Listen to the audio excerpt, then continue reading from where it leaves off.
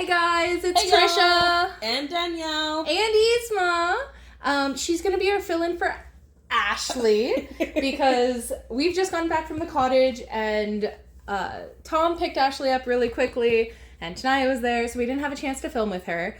But we've realized that our summers are incredibly busy, so we're not going to be able to get together to film our wrap-ups. Mm-hmm. So instead, you're going to get a mini-series where each of us has our own talk about the books we've read in the month of July. So you're going to see Tricia talk about what she read, I'm going to talk about what I read, and Ashley's going to talk about what she read, all in different episodes or chapters.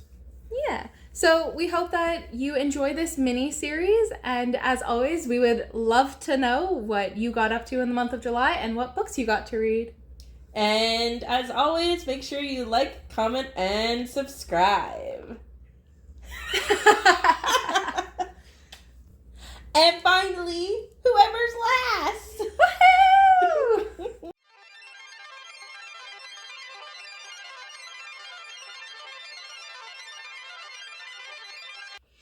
Hey everybody, you've seen Ashley and Danielle. Now it's my turn. Here are all of the books that I finished in the month of July. The first book that I'm going to talk about very briefly in this video is our book club book of the month. That is Finding Mr. Right by Kelley Armstrong. I do not physically have it in front of me because I listen to it as an audiobook. My family also has a rule that when your birthday's coming up, you're not allowed to purchase anything for yourself. So while I've read the book, I don't have the physical book yet because I can't buy it. So until the end of August, I won't physically have the book to add to my book club shelf, but I did read it. We had a lovely conversation about that. If you want to hear all of our spoilery thoughts, please go check out that video. This story follows Daphne after she's gotten an agent for her debut novel. However, she's optioned the book under a male pseudonym and now has to pay the price by finding someone to play the role. Enter Chris, an accountant who, with the help of a mutual acquaintance, lands the role to play author Zane Remington. I read this book July 20th to 21st, and I gave it 3.75 stars. I know that I read this later on in the month, but wanted to talk about it right at the top of the video as it was our book club book, and all three of us read it. The next 8 books are books 6 through 13 of the Glass and Steel series by C.J. Archer. I read The Ink Master's Silence June 28th to July 2nd and gave it 5 stars. The Cheater's Game Book 7, I read July 3rd to July 9th and gave it 4.5 stars. The Prisoner's Key Book 8, I read it July 9th to 12th, gave it 4 stars. The Imposter's Inheritance Book 9, I read July 11th to 13th, gave it 4 stars. The Kidnapper's Apprentice Book 10, I read on July 14th and gave it 4 stars. The Toymaker's Curse Book 11, I read July 15th to 17th and rated it 4.25 stars. The Spy Master's Scheme Book 12, I read July 17th to 19th and rated it 4.5 stars. And finally, the Goldsmith's Conspiracy Book 13, I read July 21st to 23rd and gave it 5 stars. Like I mentioned, these are books 6 to 13 in the Glass and Steel series. They're written from India Glass's perspective, with each book containing its own mystery to solve and an overarching plot in the background. I won't say much about them as this is the second half in a very long series, but I did enjoy reading them. Some of them were rereads. The majority of these books were a first-time read for me because I didn't end up getting the entire series a couple years ago when I read them, and I really did love it. I really like C.J. Archer's writing style. I love the characters. I love getting immersed in this, and I will definitely be picking up more of her books. The first physical book that I read in the month of July was Problematic Summer Romance by Ali Hazelwood. This book follows the events in Not in Love This one deals with Rue and Eli's love story. This one takes place during the week leading up to Eli and Rue's marriage in a small villa that they've rented out for everyone, between Eli's best friend Connor and younger sister Maya. During this book, both Maya and Connor have to deal with their pasts, as well as the age gap between the two of them, and decide if they really do have a future together. I really enjoyed the events in this book. Ali Hazelwood does an amazing job at hinting towards things the reader can pick up on, but isn't really sure about until the last possible second. As much as it can be frustrating when done wrong, I really do like the way that Ali Hazelwood does it. I already really liked the characters in Not in Love, so getting to re-experience some of my favorite characters from that book in this one was amazing. I really liked Maya's bratty attitude. It was a very cute version of the grumpy ex-sunshine trope. Overall, I really enjoyed it. I read this July 1st to July 2nd, basically flew by it at the side of Brandon's family's pool, which was great, and I ended up giving it 5 stars. Because I enjoyed reading problematic summer romance so much, I decided to go back and reread Not in Love by Ali Hazelwood. This book follows Rue and Eli as they work through their past and look towards the future. Rue has survived an incredibly hard past and is trying to do everything in her power to protect her future. When Eli comes swooping into her life twice in 2 days, he throws a wrench not only in her professional life, but also her personal life. For someone who thrives in controlled situations, Rue has her work cut out for her. I enjoyed reading Rue and Eli's story again. It gave me a better understanding about them as individuals. It also let me see a little more into the behind the scenes stuff that's like hinted at throughout the book, and like pick up on little Easter eggs that I didn't see the first time I read this book. I've also read a couple hundred books since I read this one for the first time, so it was in a way kind of like reading it for the first time again, because there were things that I'd completely forgotten about that I got to experience again and be like, oh, I forgot that happened. That part was really enjoyable to me. Of course, I still knew the beats of the plot and what to expect overall, but like seeing the small things that happened was really enjoyable. I read this July 2nd to July 5th and ended up giving it 5 stars. The next book that I read during our 24-hour readathon completely. I picked it up because Danielle said I would really enjoy it. Spoiler alert, she was right. I really did enjoy it. And that is A Daughter of the Pirate King by Tricia Levenseller. Also, just have to point out, she spells Tricia the correct way. Just saying. Love it. This book follows Alasa as she infiltrates a rival pirate crew on the behest of her father, the Pirate King. Instead of joining the crew as one of their members, she allows them to believe they've captured her so as to allow her to do some better sneaking. Of course, things don't go according to plan, and Alasa ends up in more trouble than she started in. While there are 3 books in the series, this one and the second book in the series are a duology, according to Danielle, and the third one is like a standalone book in the same world kind of thing. I look forward to reading them in the future. I might be planning on reading the second one at the start of August when I go to the cottage. So keep an eye out for that. Both Danielle and a review on the back of the book were absolutely right. This gives very strong Pirates of the Caribbean vibes. It's like a feminist version of Pirates of the Caribbean. Alasa is a really strong female lead. She does a lot of things that I would assume Jack Sparrow would do if he was in her shoes.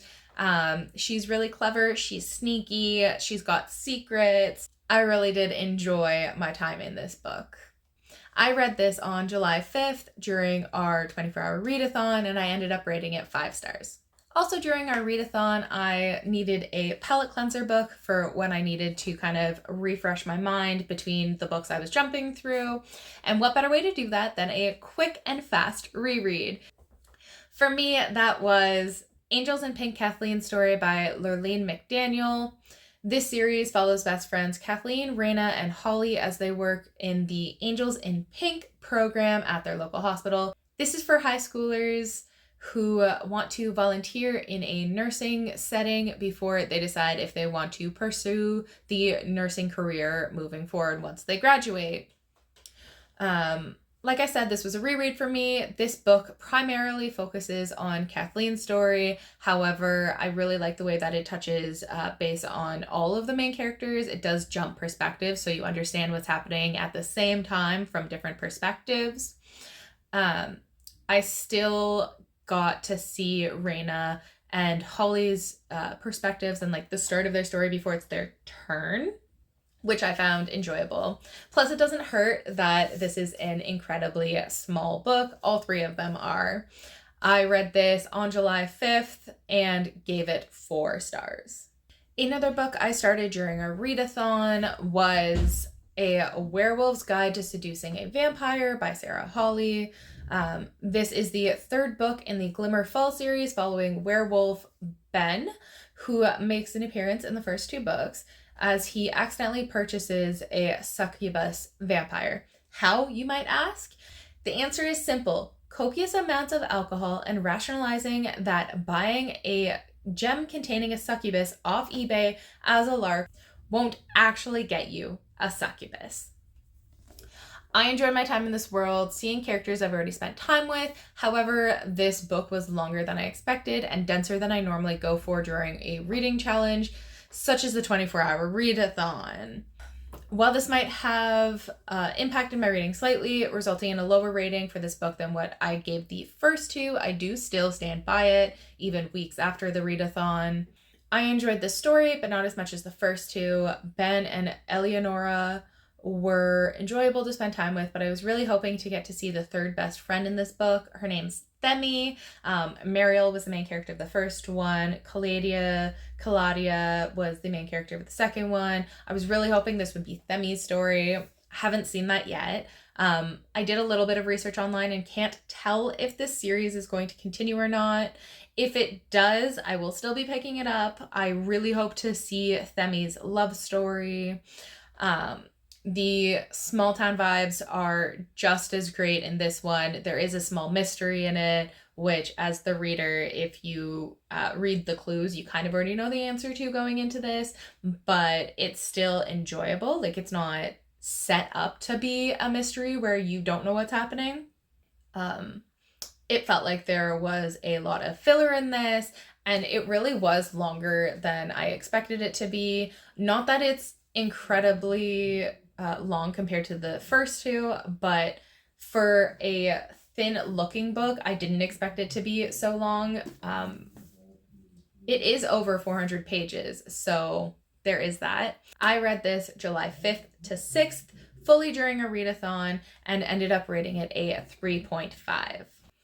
The next couple of books I read on Kindle, the first one being The Lycan King's Captive by Amy Pennza. Abby is a vet that finds herself called into the middle of nowhere to see a patient. Little did she know that her life as a human was about to change forever, including ending up the captive of the Lycan King. This was a quick and enjoyable read. It was lighthearted, well, as lighthearted as a kidnapping, murder, and a war can be. And it was a cute story. Yes, it dealt with hard topics such as sexual assault, but I still found it to be a really easy read aside from those things. I enjoyed my time in this book, which is great because I haven't been enjoying my Kindle Unlimited reads as much recently. Somehow my Kindle Unlimited suggested books have gone down a rabbit hole that I wasn't really that fond of.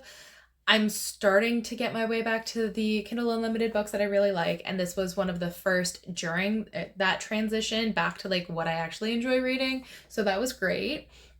I ended up reading this on July 14th and rated it 3.5 stars. The next book that I read was also Kindle Unlimited, and this is the second book in that same series. This is Prisoner of the Lycan Prince by Amy Pennza.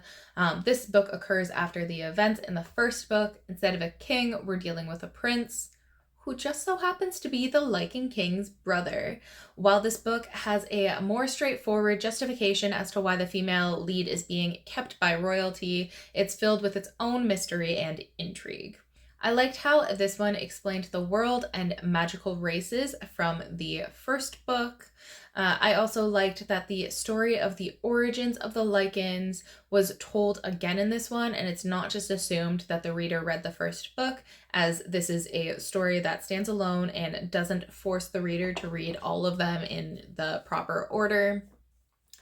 I also really liked that we get to see more of the different races in this series, this world.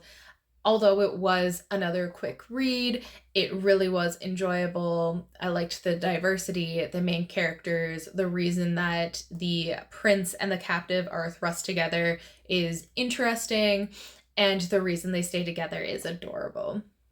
I ended up reading this July 14th to 15th, and I rated it 4 stars. You may have gathered by now, based on the June reading wrap-up that we did, on the July TBR that we did, on a recently posted short form video that we did, I'm really enjoying the Apothecary Diaries. Specifically, I've been reading the light novels. In this month, I read volumes 2 and 3. These are written by Natsu Hyuuga, illustrated by Touco Shino, and translated by Kevin Steinbach.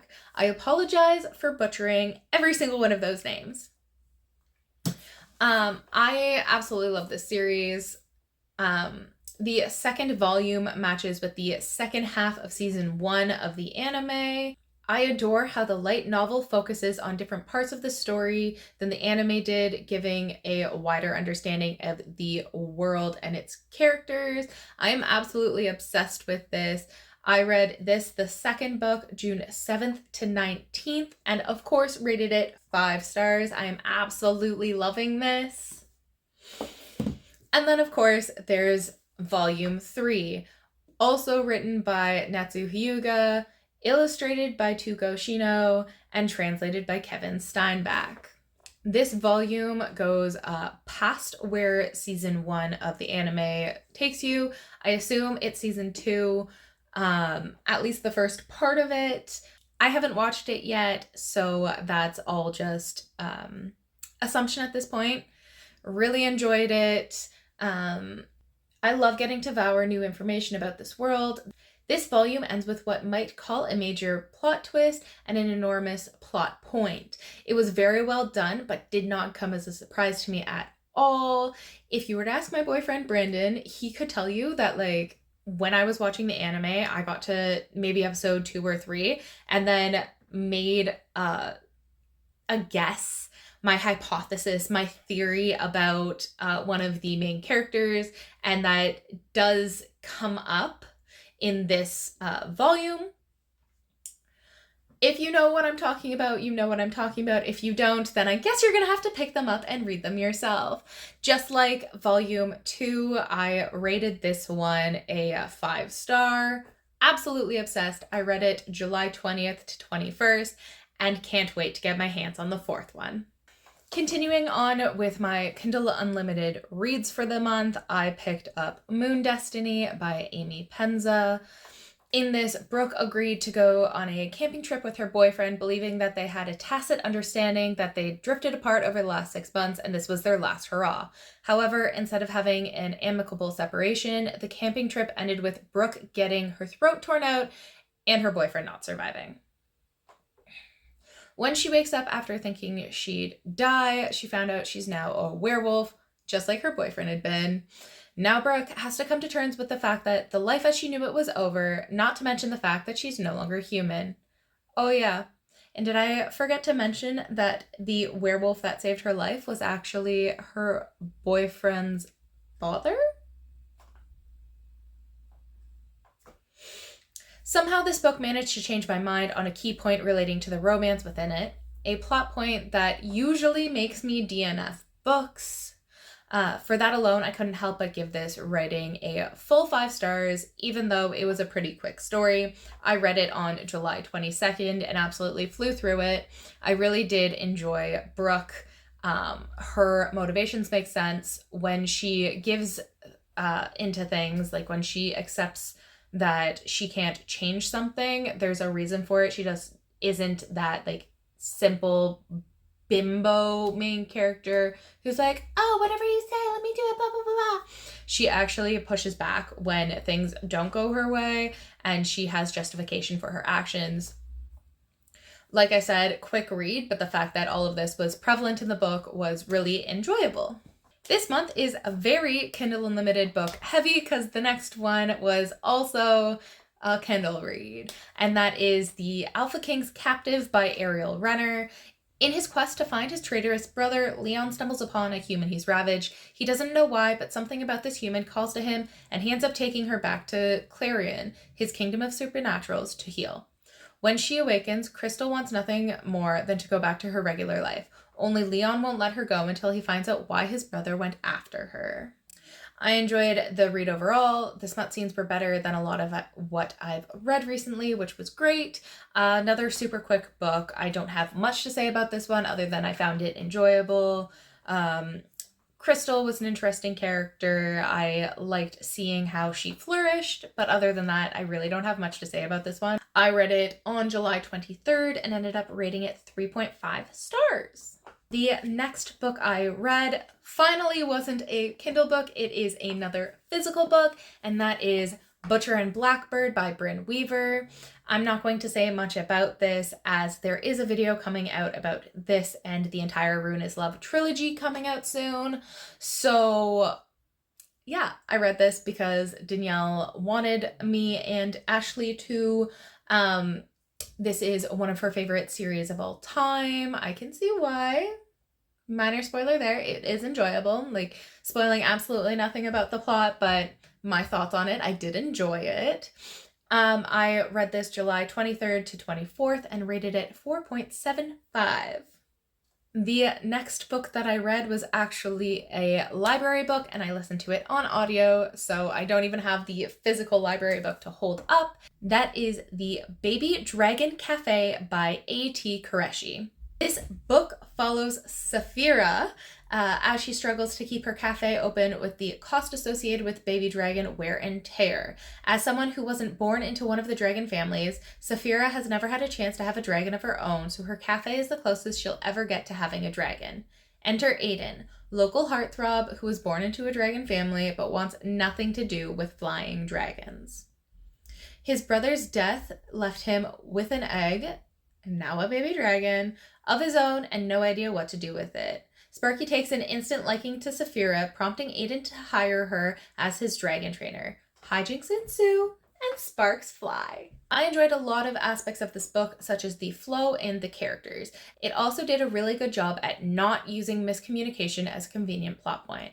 However, the ending felt kind of easy to me, like everything was wrapped up in a nice little bow. Everything is done, finished, there's no loose ends. As much as I do enjoy a good concrete ending, it is very convenient to me how some of the things ended. Cute read, but I'm glad I read it as a library book because I don't think I'll be adding it to my physical collection behind me. It was cute, and I was warned before picking it up that the baby dragons play more of like a cat role in the book than like an actual mythical creature role. I really appreciated that warning. It was a cute read. I think Ashley would enjoy it because of the romance aspects of this. I don't think that Danielle would like this because it's heavy on the romance aspects, and that's not really what she's into when it comes to books like this. So I read this July 23rd to 25th, and I ended up rating it 3.75. The next book that I finished is actually the second book in the Ruinous Love trilogy, which is Leather and Lark by Brynne Weaver. I read this during our cottage trip, which, if you haven't seen it already, those videos have come out last week. I enjoyed my time there, and I had fun editing that video, those videos, the actual cottage reading vlog more so, but also the cottage TBR was fun. So if you haven't already, I highly recommend checking those out. Like I said, I'm not going to touch much on this series as there is content coming out around them. This is a cute but dark take on enemies to lover trope. Again, not going to say much, but I did enjoy it. I ended up rating this a 5-star, and I read it July 25th to July 26th. While at the cottage, I jumped back into the Kindle Unlimited books that I've been reading and read Alpha's Arranged Marriage by Ariel Renner. This book is technically the second book in the series, but it didn't really feel like it. Like, it was very disjointed in my mind from the first book about Clarion. This book deals with Alpha Xander and human Thea as they're forced to get married in order to save the werewolves that Xander is in charge of. Neither wants this marriage at the beginning, but a sense of duty and an inability to escape it cause them to go through with the wedding. It really just feels like a collection of books about werewolves with like a place to keep them tied together. Like, Clarion, really, it doesn't read the same in this book as it did the first book. It doesn't have the same characters that were in the first book. Like, the Alpha King is like briefly mentioned in this one, but other than that, like, this feels completely separate, like completely divorced from the first book. So not really sure how much they relate. Was an okay read if I consider it a standalone and not part of a series, because it did not feel like a series. I read it July 25th to July 26th and gave it 3 stars. The final book that I finished during our cottage trip, I actually started during our 24-hour readathon, and that was Deja Dead by Kathy Reichs. This is the first book in the Temperance Brennan series, following a forensic anthropologist of the same name. Taking place in Montreal, Canada, Tempe finds herself drawing a pattern between the newest body she helps recover and another case she's associated with. While the detectives assigned to the case don't see the connection, Temperance is determined to find justice for these women. This was a reread for me, so I already knew what to expect. I already knew I was going to like it. Spoiler, I did. Danielle has also read this one, so if you want to see her thoughts on reading it for the first time, you should check out her July wrap-up. She goes into great detail about her thoughts and everything, so absolutely check her out for that. As she's already talked about this, I don't want to spend too much time on it, just because if we both talk about it, as much as it's great to get both of our opinions, I don't want both of our videos to feel like they go on forever. So I'll leave the like nitty gritty to Danielle. Just know that I do like this. I studied anthropology in undergrad. I preferred cultural anthropology like Tempe's friend Gabby. Of course, the forensic anthropology part was fun as well. But one thing you might not know about me is my front teeth got knocked out during university. I was at a fencing practice, not fencing, but playing handball with the team in the off season. I stepped forward to receive a pass as someone on the opposite side stepped back, and I got a shoulder to the mouth. My 2 front teeth ended up coming out. Very traumatic, I promise you. These are my teeth. They actually got put back into my face because my dentist is amazing. Shout out to you, Dr. Doan. Without you, I would not have my smile. And I truly appreciate it. However, because I lost my teeth while I was studying anthropology, I had to deal with an anthropology course that dealt with like actual human remains that were donated to science and education. And I can't handle human teeth anymore. Before this accident, I could hold the teeth in the class no problem.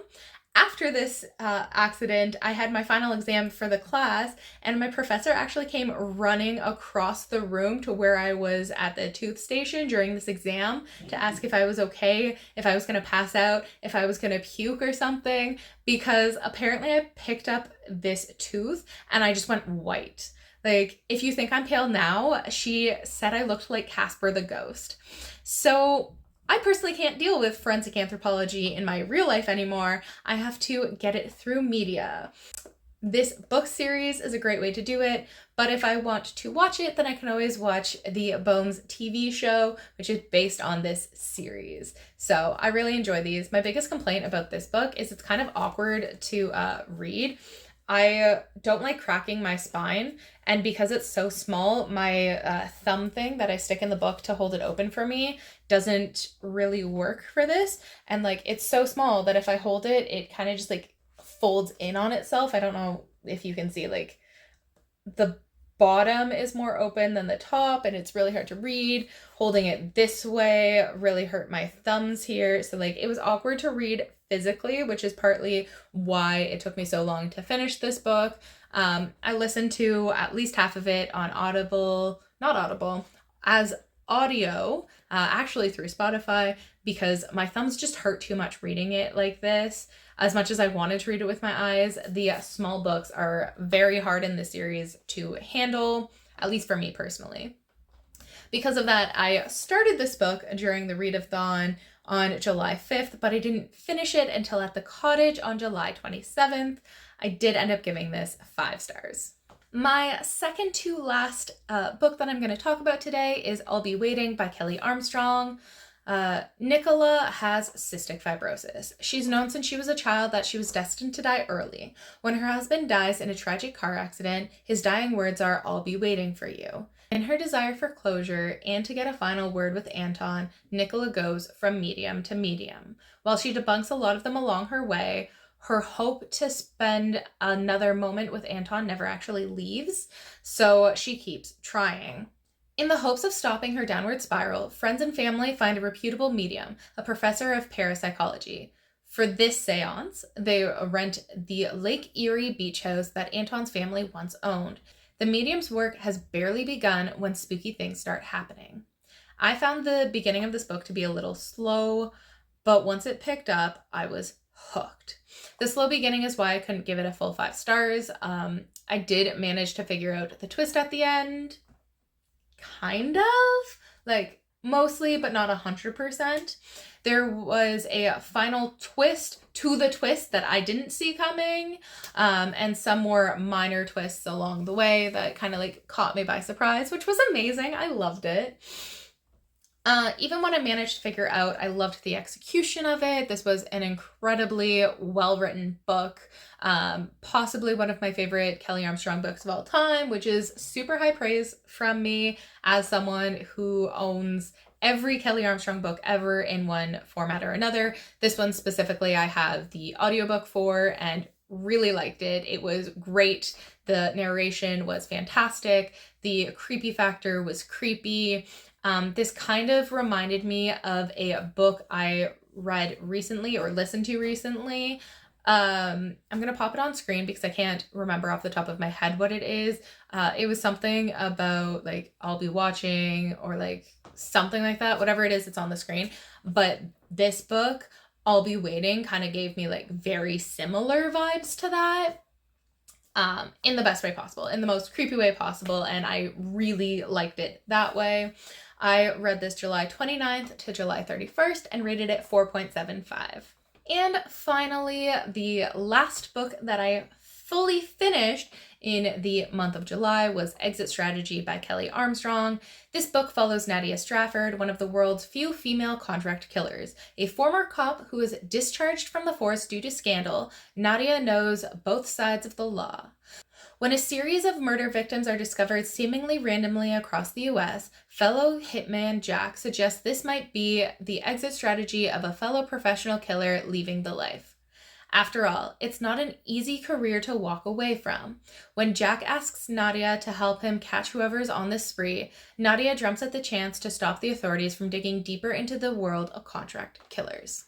I ended the month of July on this amazing reread. I absolutely love the Nadia Strafford books, the Exit Strategy series.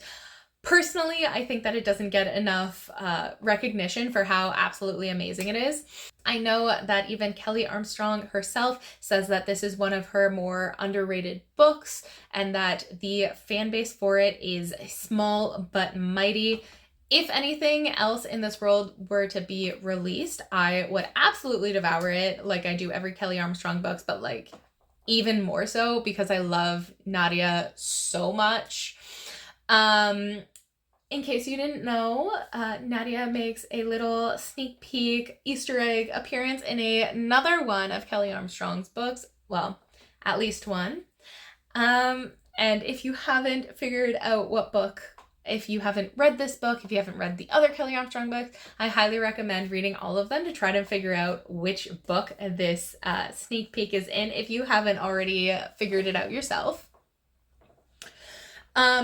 I introduced Danielle to this book as an audiobook during our drive home from the cottage as her first introduction to Kelley Armstrong in Finding Mr. Right was not the best. Danielle's not a romance girly, so I figured this read would be more her speed. In the car on the way home from the cottage, she did say that, yes, this is definitely more her speed than Finding Mr. Right, and she's enjoying it more so. I don't think she's finished it as of yet. I have, of course, because while we started the audiobook together, I needed to finish it. So I finished it as an ebook, started it as an audiobook, finished it as an ebook. I read this July 29th to 31st, and of course I gave it 5 stars for Nadia, my one true love. I'm kidding, that's Brandon. Well, those are all of the books that I fully finished in the month of July. There are a couple that I'm in the middle of that I plan on finishing early in August. One of those being a book you've seen multiple times on this channel, To You at the Altar by Rebecca Thorne. I got about halfway through this book, just a little less than it, and then got stupid busy, and I want to give this book the attention it deserves. So this will be coming with me to my aunt's cottage when I go for 2 weeks. I will absolutely love it and will absolutely be finishing this in the first week of August, I assume. And of course, Ashley, Danielle, and I all brought Alice's Adventures in Wonderland by Lewis Carroll to the cottage. This is a really quick read, but I've been incredibly busy, so I haven't finished it yet, but I will by the end of day, August 1st. And of course, Scythe and Sparrow by Brynne Weaver. This is the 3rd book in the Ruinous Love trilogy, and I will absolutely be getting to it very shortly. Because I'm going to the cottage for 2 weeks, I need to make sure that all of our videos for the time that I'm gone are prepped and ready and scheduled to go out. So I've been focusing more on editing at the end of July than reading. So this will be done very soon. I only have 2 more books to finish editing before I leave for the cottage for 2 weeks. So I will absolutely be finishing this soon.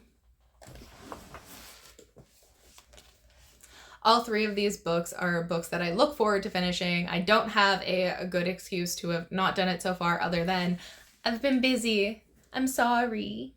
Just like Danielle, I've gotten really into Storygraph. I can fully thank/blame her for that. And my love of stats has me going there so often. Because of that, I'm going to pop up my stats at the side here as I talk about them. In the month of July, I finished 27 books, which equates to 9,066 pages. My average time to finish a book is 4 days, keeping in mind the fact that I read a bunch of books at the same time. Some I can finish in 1 day, other ones take me longer than a month to finish. Joys of being a mood reader. My top 3 moods of the month were mysterious, which I read 13 books of, adventurous, which I read 12 books of, and funny, which I read 9 books for. I typically try to find books that are faster paced as they're better at grabbing my attention and keeping it. This month I did read 29% of my books as a fast pace. I got 67% of the books had a medium pace, which some of those could be considered faster pace to other people. To me, it's middle of the road, what I enjoy reading. And then only 4% of the books I read were slow pace.